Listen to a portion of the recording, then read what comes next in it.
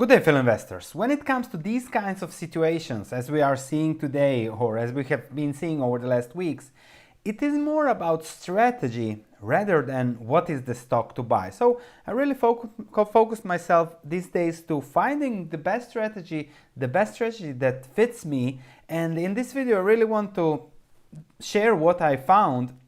And we're going to discuss the stock market crash, this crash, of course, what's going on, explain it, then why and how the bad news keep on coming and why and how that impacts the market, of course. Then I'm going to go back into history and compare it to other historic stock market crashes from 1990 onwards, and then we are going to see, okay, what was the best strategies that we as investors, not as speculative traders, because I don't think most of you sell your portfolio in the morning and buy in the afternoon. So we are really investors and we have to see how and what is the best strategy. And I'm also going to show you how is my portfolio doing that I started the 1st of January of 2019. So let's immediately dig into the content. We know the stocks are crashing. We are 26-30% down since the peak, which is total bear market territory. The main thing I hear is that stocks will go down more, and when people think that, they panic, they hear a lot of bad news, there is more supply than demand when it comes to stocks. There is uncertainty, nobody knows when this will end.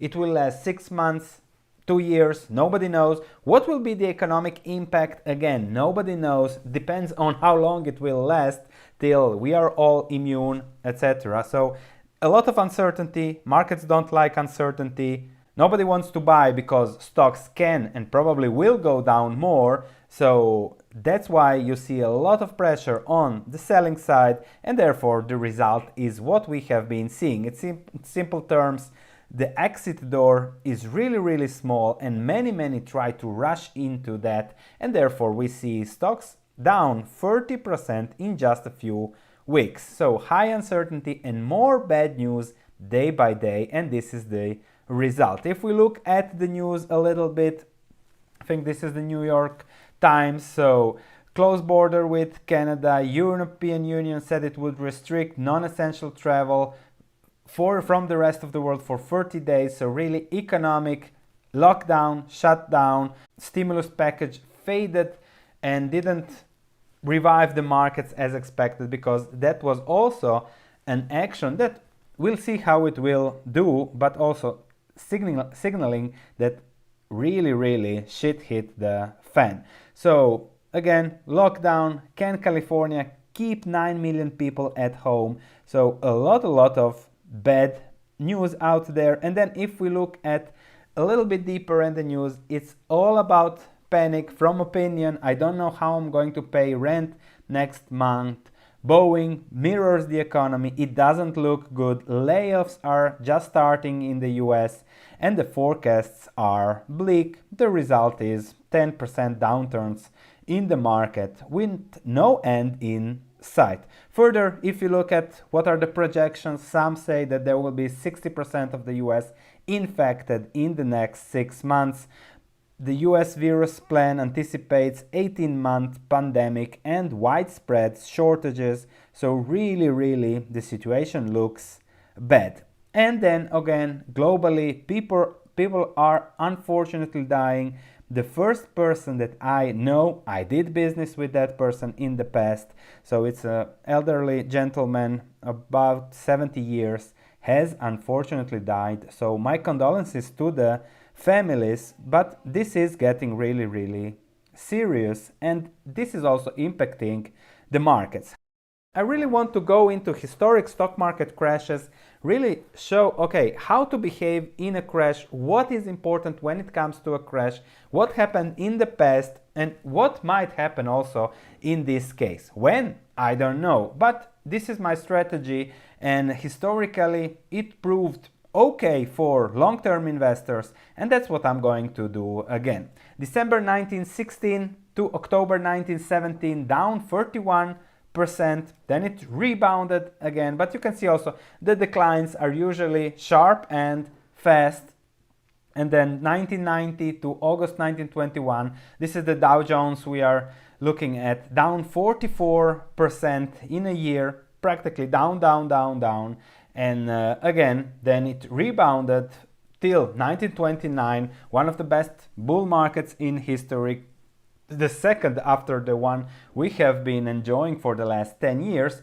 But then came the Great Depression, down 89% over, what is that, 3 years. So really, really the biggest crash that we know. But then again, you look at stocks, you see the bull run up, a lot of exuberance that resulted then in the crash and the Great Depression. Now the central banks and everybody are reacting differently than back then, so it might be a positive for the markets. However, let's go a little bit deeper into strategy. And it took, yes, 25 years for the market to recover, but also those that invested, let's say, at the bottom in 1931, 1932, they were up 10 times with big dividends from 1931 till 1954. So that's also what I'm waiting for. I don't know when we'll see the bottom, but I know that the purchase I made close to the bottom will probably make up for all the pain that I am enduring now, and I will be further enduring. So I have to stay liquid, I have to stage my purchases, but if I can buy at the bottom or close at the bottom, that will reward me hugely. So that's just my strategy. You have to see how that fits your strategy. But you don't have to wait 25 years for the recovery or 20 years from the bottom till the top. The market was already up 4.5 times with big dividends from 1931 to 1937, 1932 in this case. So just a reinvested yearly dividend or 2 yearly dividends in that bad period. So as Buffett says, you have to invest through thick and thin, and especially through thin. So that gives you 4.5 returns usually, or something like that, if the situation can be and will be compared to the biggest crash in stock market history with the Great Depression. And that's also something that might give you a positive note on what's going on. So if you keep reinvesting, if you keep liquidity enough, if you stage your purchases and you hit the bottom, that will eventually come, the bottom always comes somewhere, then you'll do well and you'll end up richer than you were before this started. So worst case scenario investing, we end up again okay. As investors, we accumulate more assets, we accumulate value, and that's the whole point of investing. Markets go up and down all the time. When those are up, you can take advantage of them. When those are down, you buy more and take advantage of what others are selling in panic. That's my strategy for as long as I know, worked okay in the past. Let's see more downturns from November 1968 to June 1970, down 30%, then again up, then again 45% down from 72 to 74. And even Warren Buffett said that in 50 years there have been 4 times that the stock of Berkshire fell from 40% to 60%. So practically every 12 years his stock, his portfolio fell more than 40%. He was just accumulating businesses, and that's also my plan, reinvesting dividends. Also 32% downturn from August 1987 to November 1987, but then again, that was first the bull run up and then just back to where it was in 1986, so not really meaningful. Something closer to today, this is the Dow Jones, the S&P 500 fell close to 50%, but then again, 34% down from 1999 to September 2002.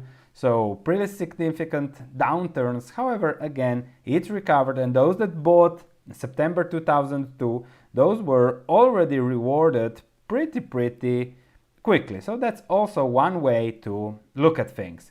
From October 2007 to February 2009, I was mostly buying from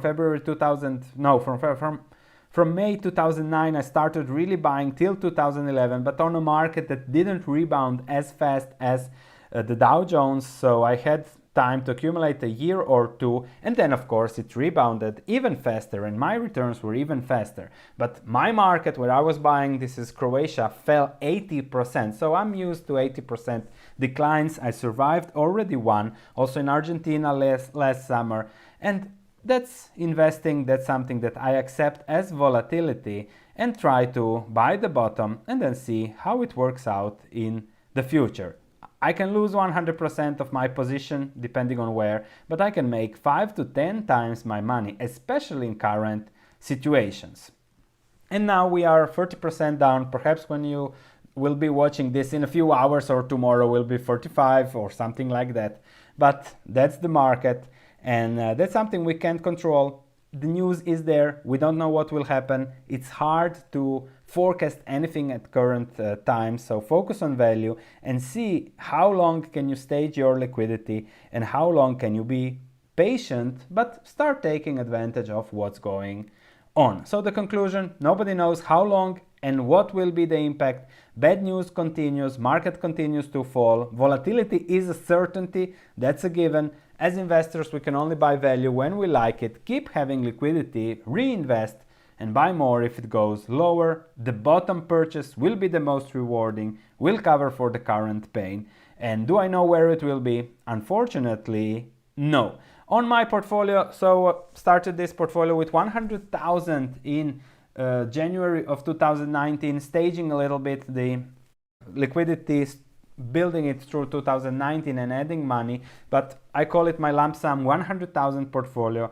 I am down 14% since inception, so it doesn't even look that bad. Of course, 2019 was a great year, but we are just back. If there wasn't the bonus, the jump up in 2019, and I was down, what, 14% since started in January of 2019, it wouldn't even feel bad. So it doesn't even feel bad now. And if it goes lower, I still have some liquidity, and these are the positions that are discussed here on YouTube. So Kudian, this is just the profits, purchased, sold when it went up, took out the profits, and those profits are going down and down, but okay. And then Vedanta also discussed here. So I have now 10% of my portfolio, and I have to see how to balance that cash that I have left, the 9,000, stage a little bit, did a purchase last week, will do a purchase probably if things continue like those are going on in the coming weeks and months, and then of course we'll try to borrow some money to increase the long-term returns and also increase the returns here, to leverage a little bit the returns with limited risk of margin calls, etc. That was the strategy of my portfolio, and I will simply stick to it. So thank you for watching, looking forward to your comments, subscribe, click that notification bell to be notified when a video comes out. I'll be back to my normal research soon, researching stocks, researching businesses, learning about businesses, and see how their outlooks are for the next 5 to 10 years, and then buying the best businesses we can find. Thank you, and I'll see you in the next video.